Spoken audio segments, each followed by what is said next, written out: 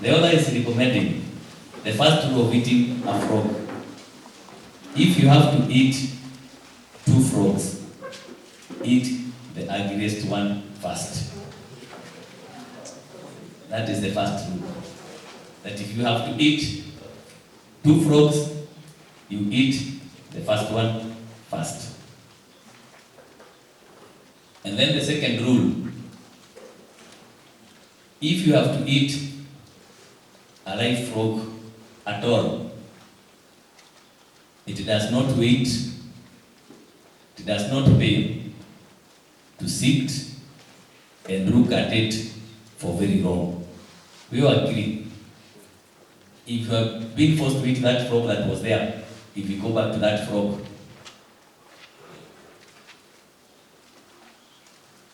he's recommending, if you have to eat it, you see, don't look at it too long. So the best thing is you just swallow the frog and you get it out of the way. So those are the 2 rules. That if you have to eat 2, start with the ugliest. If you have to eat a live one, don't look at it too long. Just swallow and eat it. So, I want us now to ask ourselves, is Brian Tracy telling us to eat frogs? Now, Brian Tracy is not telling us to eat a frog that was shown there. Brian Tracy is trying to teach the young people to stop something called procrastination. If you can just try one, because if there is one thing that is making the youth, and all of us, even us where we are, is something called procrastination. And procrastination is this idea of postponing things that you are supposed to do. Postponing things that you are supposed to do. And what you will find, if I may summarize this concept of eating frogs, if you are a student, you have gone on holiday, you have been given some homework. It is not easy to do homework. It is not interesting to do homework. It is not the best thing to do. But it is something that you must do. So if you want to have a nice day, if you wake up in the morning, that homework, that thing that is troubling you, you clear it the first thing in the morning, you swallow it, and you start with the most difficult assignment, then you go to the next one. You are going to have a very good day. So I wanted you to get that concept of eating a frog, and you are bright now to, if you are working, what is that assignment that you are supposed to do in the morning? That one that is going to bother you throughout the day. So that when you wake up in the morning, make sure that you clear that thing, that once you clear that thing, your day will be a very good day. Even us as judges, the most difficult thing is not sitting and listening to people arguing their cases. The most difficult is to sit down and write a judgment. And normally what happens, you find, even as judges, you find somebody, you hear a case today, you say, I'll write it tomorrow. You hear the next one tomorrow, you say, I'll do it the next day after. You write, then within a very short time, you find that you have 30 files that you have to write a judgment. Life becomes very difficult. You start getting stressed. And I wanted you now to realize that those small things that you keep, which to you may be bothering you, and you are postponing and saying, let me do this homework tomorrow. If you are a student at the university, whatever project you have been given, you postpone it. If you are working, whatever assignments you have been given by your boss, you postpone it. What you do is that you are procrastinating and you are making your life difficult. So, if you can move ahead. This lesson, what am I trying to teach you? Now, decide on what you want to achieve. Set some long-term, you're in school, you are working. And that's why I say this applies to all of us. Decide what you want to achieve in life. Yeah. goals that are clear and which you can achieve. So as we sit here, out of this workshop, out of this seminar, make sure that when you go home, you say, out of that seminar that I attended, I want to achieve the following. So set some clear goals. It's a recommendation that I make to you. Then, very quickly, and I'll leave these notes for anyone who want further will share with you because we have them. The author recommends 7 steps to help you achieve clarity. He recommends 7 steps, and I'll quickly go through them. You don't have to copy all of them. These notes are available. You can get them. Whoever will be interested, I'm leaving the soft copy, I'm leaving the hard copy, so that you just listen, don't have to. So decide exactly what you want to do. That's what we say. Have clear objectives. Write it down. It's called the Kidrin's law. If you can write down the problem clearly, then it is half solved. Set a deadline. Set a goal. Set a deadline for what you want to do. Make a list of things that you think will help you achieve the things that you want to achieve. Then, organize this list into a plan. And then, don't procrastinate. Take action on your plan immediately. And then, resolve to do something every day that helps you go towards your goal. Hapa na hapa kujaza kibaba. Forget the misspelling. So, what the author is recommending is that whatever you are doing, make sure that you have goals, you have objectives.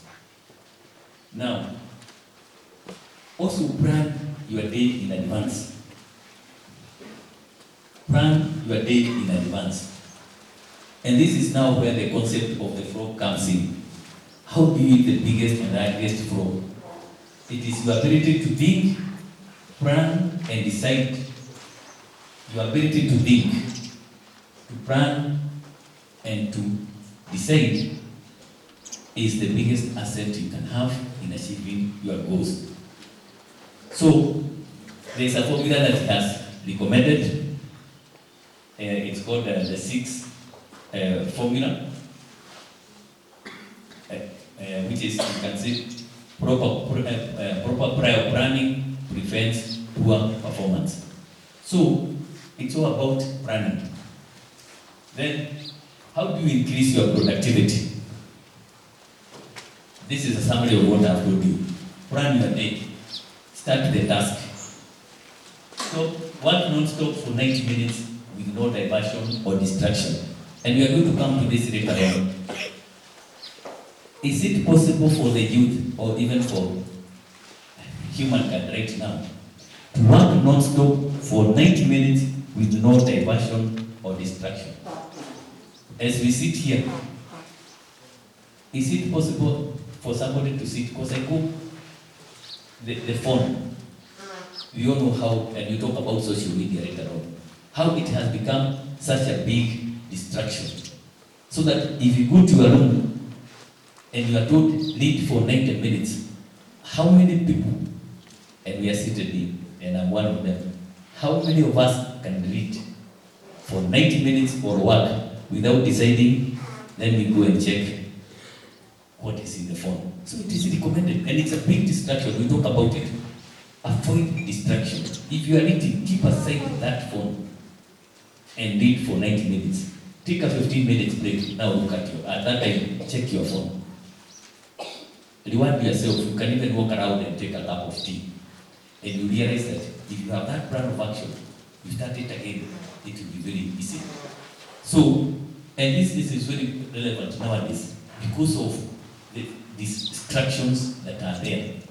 Because we have many distractions I've just mentioned. I've not talked about the TV, there are so many distractions. Then there is what he calls the ABCDE method. Again, it is how to plan yourself so that you have all the tasks that we say we are talking about the plan. You rate them. What is of high importance? Remember now what is important to all of us here. It's different. Some are in school, some are working, some are abroad. So we have different requirements. So rate them. What is of high importance, what is of medium importance, what is of low importance, yeah, which is urgent, other is not urgent. Then eliminate that is what is not important. And I can tell you why you find that even in school, many people, you may find yourself doing badly. Probably you are concentrating on things that you should be eliminating. Probably even in your workplace, you are focusing on things that should be eliminated. So, depending on what you are doing, make sure that, depending on what you are doing, make sure that you concentrate on what is of high importance. Then there is something, and this one you can note it down. Take one barrel at a time. This is like saying, take one step at a time. And let me give you, because you may not be able to read here. You know, the Sahara Desert is the biggest desert, maybe in Africa or in the world. And it's the largest part of the Sahara Desert. I will narrate this story, forget, because it is too. The largest part of the Sahara is in the country called Algeria. You know Algeria. And what happened is that there's a time many people try to cross from this side of the desert to the other one. During the French colonization, so many people died when you were trying to cross from one side of the Sahara to the other one. And then they realized, you can imagine you're in the middle of the desert. Ahead is just sand. When you look back, it is just sand. So you cannot see where you came from, you cannot see where you are coming from. So the French came up with they decided now to divide that distance into equal portions. So they put a barrel so that they have 1 year, they mark it every 5 kilometers. So what would happen is that, you see, once you walk 5 kilometers, if you look behind, you can see where you came from. At least you did some work. Then when you look ahead, you see there is another barrel.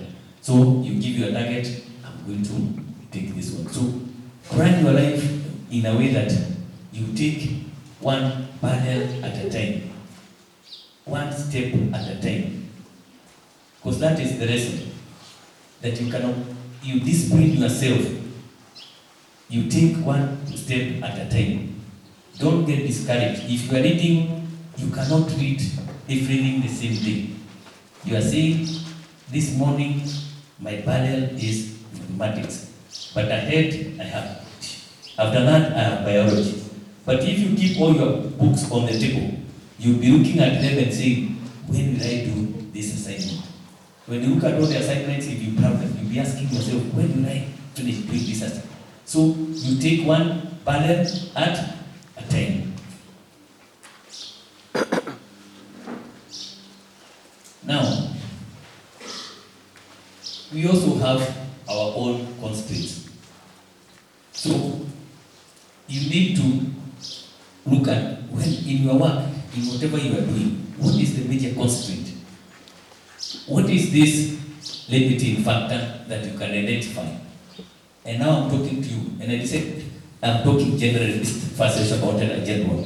What is this limiting factor? Whatever you are doing, whatever your position, what is this thing that you can identify in your life that is pulling you back?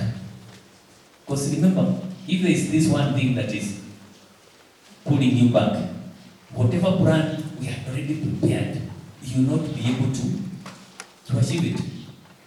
So again, for this seminar, I want you to identify for yourself, and you just keep it in your heart, because it is for you.